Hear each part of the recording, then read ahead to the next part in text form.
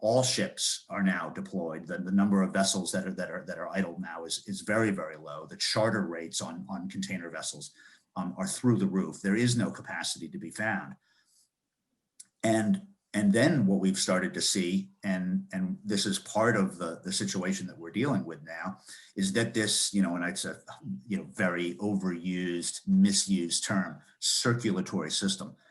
The flow of individual ocean containers around the world, they need to move as a group. They need to go to warehouses. They need to be unloaded. They need to be returned to the ocean carrier. The ocean carrier needs to give them to an exporter or ship it back to a point of origin empty. It's a flow that needs to occur, but that flow has been severely disrupted in part by COVID itself, because warehouses are unable to circulate and unload and return containers. So it's going to take months to come out of this, and for shippers who are dependent on ocean containers, it's going to be a rough several months, because for the first time in a long time, what we're going to see is a very elevated freight rate market carry into the contracting season.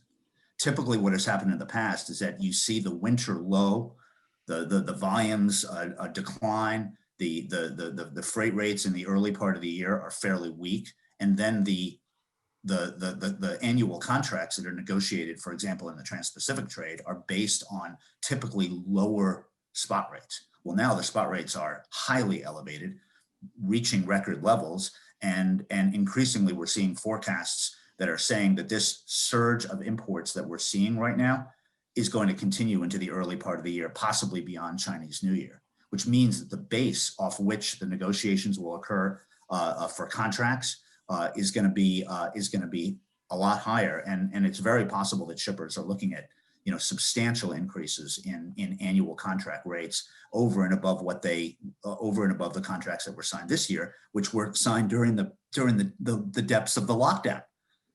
When you say substantial increases, Peter, I don't mean to interrupt, but when you say substantial increases, give me a ballpark. We've heard anything from 10, 15, 20, possibly 25% over next year on a contract basis. On a contract basis. Yeah. So this spot market, how much spot market increases over contract? What are we looking at there? Well, the spot market rates are the historic divergence between spot market and contract market rates right now, and for many shippers who have been trying to move their goods under their contract rates, the carriers have held them to very strict limits on that. Your weekly allocation divided by 50. But it's all going to come home to roost next year, where even there is no escape. There is no lower contract rate